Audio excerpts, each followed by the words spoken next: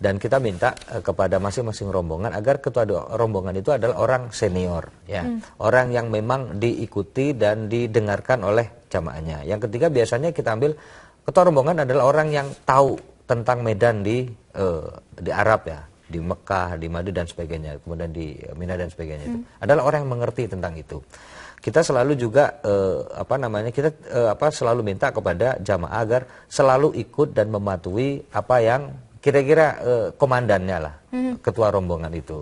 Nah karena itu sebetulnya kalau persoalan disiplin, jamaah haji Indonesia jauh lebih disiplin ketimbang jamaah lain, ya? Yang lainnya.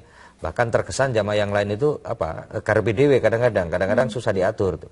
Tapi memang jamaah haji Indonesia relatif bisa diatur. Tetapi sekali lagi tidak cukup untuk disiplin. Tetap perlu kekuatan lain dalam kurung aparat itu untuk sekali lagi mengelola sekian juta orang itu. Kalau tidak ada itu saya pesimis karena jadi maka itu kan jalannya sudah banyak. Tapi coba bayangkan kita lihat tadi satu jalan itu penuh dengan orang. Dan saya nggak ngerti di depan rombongan itu ada aparat nggak?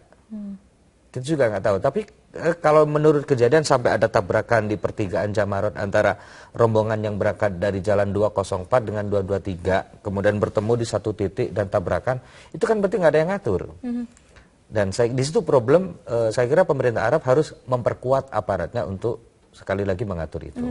Dan pembicaraan antara pemerintah-pemerintah bagi negara-negara yang mengirimkan jemaah dengan otoritas Arab Saudi tentunya diupayakan agar segera bisa dilakukan. Ya, dan saya kira negara-negara akan bersedia untuk melakukan itu. Oke, Anda menyebut tadi mengenai pentingnya peran dari ketua rombongan yang senior sehingga didengar, dipatuhi. Apakah pengalaman yang selama ini, apakah dengan itu menjadi solusi sehingga jemaah lain tidak ada yang membandel begitu? Ya, yang pertama tetap saja antar jamaah itu kan harus kita doktrin. Jadi selama ini biasanya kalau mereka sebelum berangkat mereka sudah dibekali. Tidak hanya dibekali bagaimana apa yang harus mereka lakukan ketika naik haji. Yang kedua adalah apa yang mereka lakukan berkaitan dengan keamanan dan keselamatan jiwanya sendiri, ya. Yang ketiga biasanya yang mereka lakukan adalah selalu didoktrin agar patuh dan ikut terhadap rombongan. Rombongannya juga jauh lebih mengerti tentang dibanding jamaah-jamaah yang lain. Selalu kita tekankan karena ya kita sudah bisa bayangkan mereka, mohon maaf, datang dari kampung, mungkin tidak pernah ke Mekah, tiba-tiba kemudian tidak pernah dia berdesak-desakan dengan sekian juta orang, tiba-tiba saat itu juga. Dan biasanya ya mohon maaf, orang kalau pertama kali ke Mekah ke Mekah naik haji itu memang datang mereka luar biasa sugestinya, ya.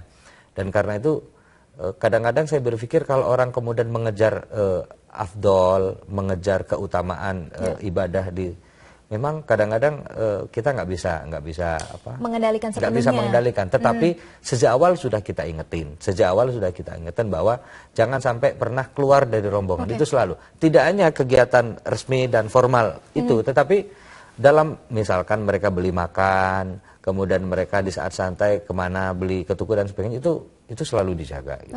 Dan harus lapor juga sehingga harus semua lapor jam mereka datang, jam berapa mereka ini selalu. Kita juga sudah mendapatkan informasi terbaru tadi yang akan kami sampaikan kepada Anda pemirsa bahwa otoritas Arab Saudi merilis informasi terkini korban tewas mencapai 453, sementara luka-luka mencapai 719 orang begitu mereka terluka saat menuju ke lokasi lempar jamroh di Mina, Arab Saudi, jalan menuju Mina, Arab Saudi. Dan informasi ini didapat dari otoritas Arab Saudi. Jumlah korban masih mungkin bertambah. Hingga kini petugas sedang dan terus diarahkan menuju lokasi untuk upaya evakuasi. Jutaan jemaah haji memang dari berbagai negara berkumpul di kota Mina 5 km dari kota Mekah, Arab Saudi. Mereka turut serta dalam prosesi terakhir puncak haji. Juru bicara Kementerian Dalam Negeri Arab Saudi melalui portal berita CNN menyatakan terjadinya insiden ini akibat jemaah haji saling berdesakan saat akan melakukan prosesi lempar jamroh, di mana para jemaah melemparkan batu ke jamroh sebagai simbol penolakan terhadap setan. Dan lokasi tragedi ini terjadi di Jalan 204 yang merupakan salah satu dari dua jalan utama menuju Camp Mina, tempat para jemaah akan melakukan lempar jamroh. Ya pemirsa, kami masih akan kembali setelah jeda berikut ini. Tetaplah bersama Breaking News Metro TV.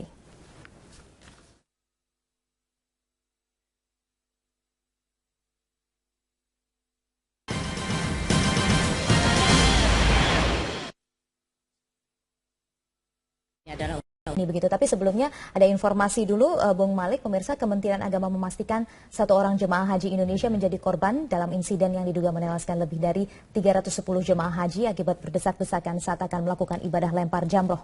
Dan berikut pernyataan resmi dari Kementerian Agama terkait tragedi tersebut. Setelah jamaah melakukan mabit di Muzdalifah, jamaah berangsur-angsur pertengahan malam itu menuju Mina ya. Jamaah-jamaah kita ada yang tinggal di daerah Mina Jadid, ya, Mina Jadid yaitu daerah Mina yang lumayan cukup jauh, jarak sekitar 5 kiloan ya. Kemudian tadi pagi kami mendapatkan informasi bahwa ada peristiwa yaitu adanya jamaah-jamaah yang meninggal dunia akibat ada jamaah yang sedang berjalan tiba-tiba terhenti, kemudian dari belakang mendorong jamaah-jamaah yang ada di depan sehingga banyak orang-orang yang sudah lanjut usia, perempuan-perempuan yang jatuh menjadi korban. Bahkan informasi yang kami dapat terakhir ada jatuh korban sampai mencapai angka 220 jamaah yang meninggal dunia, kemudian 450 yang korban luka-luka ya. Sampai saat ini jamaah yang wafat berdasarkan tim di lapangan itu sampai saat ini mudah-mudahan tidak bertambah ya, hanya 1 orang. Baik pemirsa, kita akan mengetahui perkembangan terkini dari Arab Saudi. Kita sudah bergabung dengan Prihadi Adi di sana. Prihadi, apa informasi atau perkembangan terkini dari tragedi pada saat lempar jamroh di sana?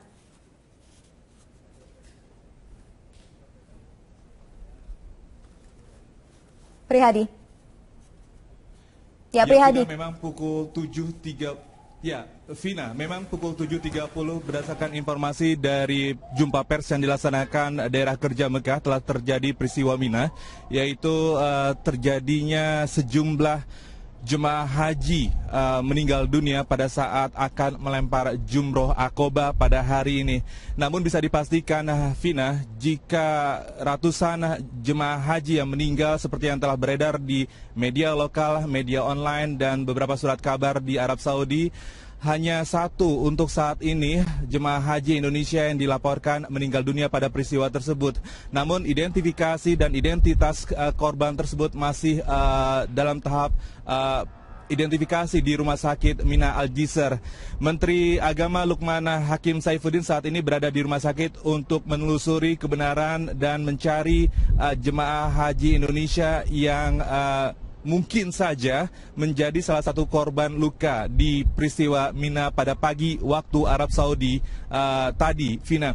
Sementara itu, Vina, yang bisa kami informasikan adalah peristiwa 7.30 waktu Arab Saudi atau peristiwa pada tanggal 10 Zulhijjah hari ini berada di lokasi Jalan Arab 204.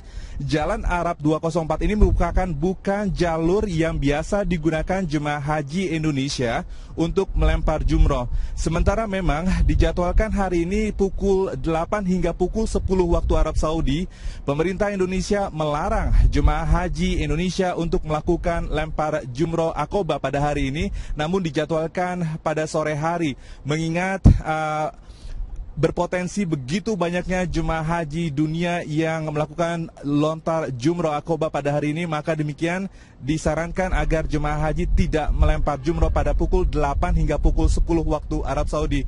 Sementara itu bisa juga saya informasikan bahwa jalur 204 ini jauh atau berjarak sekitar 500 meter dari pemondokan jemaah haji Indonesia.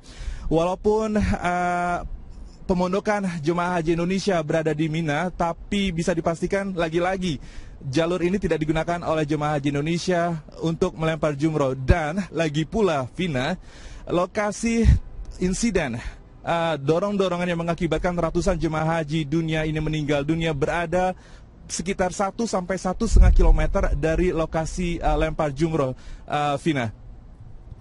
Prihadi, apakah kemudian dengan insiden yang ada ini berpengaruh terhadap jadwal lontar jamroh untuk jemaah Indonesia yang rencananya akan berlangsung pada sore hari waktu Arab Saudi?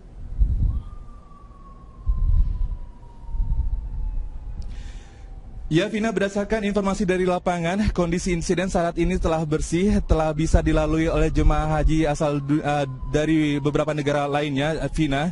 Sementara memang dijadwalkan hari ini, menurut informasi, berlangsung lempar jumroh akobah dan ini tidak mengganggu proses lontar jumroh akobah pada hari ini, sore hari ini, Vina. Dan besok baru akan dilakukan juga lempar jumroh mulai pagi. Kalau besok mulai pagi, tapi hari ini disarankan untuk tidak dilakukan pada pagi hari ini karena begitu banyak lalu lintas jemaah haji dari seluruh dunia yang bermalam di Musdalifah, kemudian bergerak ke Mina dan lanjut ke Masjidil Haram. Jadi memang pemerintah benar-benar menyarankan untuk tidak melakukan lempar jumroh pada pagi hari bagi jemaah haji Indonesia, Vina.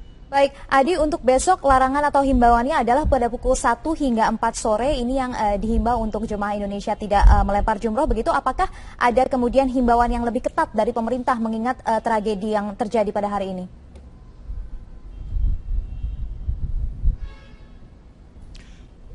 Bisa diulangi lagi pertanyaannya, Vina? Ya. Saya tidak mendengar dengan jelas. Ya, Adi, kami ingin konfirmasi untuk besok pukul 1 hingga 4 sore, begitu ya, waktu Arab Saudi, larangan bagi jemaah Indonesia untuk lontar jamroh, betul begitu? Iya, besok memang untuk jemaah haji Indonesia dilarang untuk melakukan lempar jumroh pada pukul 1 dan seterusnya. Dan disarankan memang besok lempar jumroh dijadwalkan pada pagi hari, Vina. Terima kasih, Adi, atas informasi Anda dari Mekah, Arab Saudi, dan semoga saja himbauan ini benar-benar ditaati oleh jemaah terutama Indonesia. Disiplin itu jadi kuncinya ya.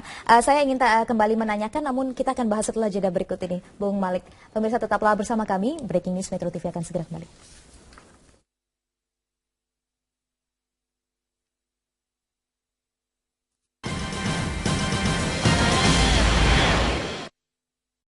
Terbuka itu maksud saya adalah dianalisis secara bersama, investigasi secara bersama-sama untuk menemukan solusinya. Oke, investigasi bersama, negara-negara lain juga perlu berpartisipasi ya. Memang sebelum terjadinya tragedi di Mina hari ini, pemirsa, saat pelaksanaan ibadah umroh, pelaksanaan ibadah haji juga diwarnai sejumlah musibah, mulai dari badai pasir, kemudian terakhir hujan dan angin kencang yang merobohkan tenda-tenda haji di Indonesia di Padang Arafah.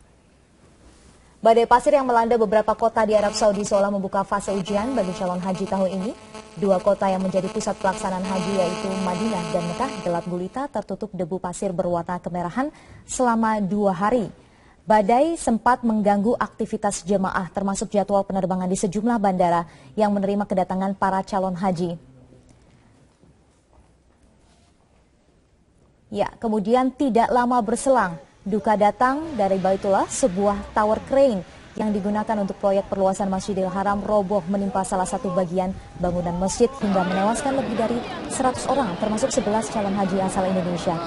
Meski peristiwa diakibatkan hujan dan angin kencang yang melanda Mekah, pemerintah Arab Saudi mendapat kritik keras dari sejumlah negara karena aktivitas proyek yang tetap berlangsung saat musim haji.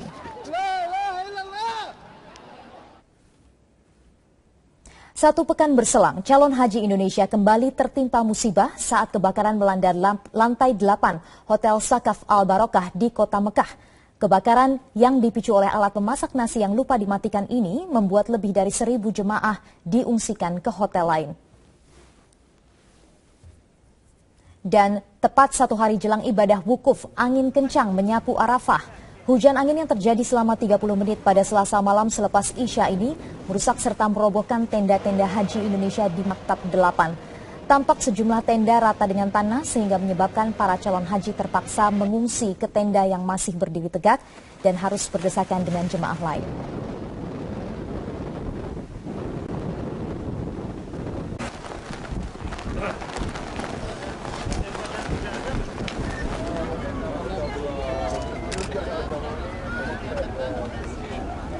Pemirsa dan Bung Malik, informasi terkini juga yang sudah kami dapat dari otoritas Arab Saudi, perkembangan korban tewas mencapai 717 tewas, kemudian 805 luka. Kami akan memberikan informasi terkininya kembali setelah jeda berikut ini, pemirsa, tetaplah bersama Breaking News Metro TV.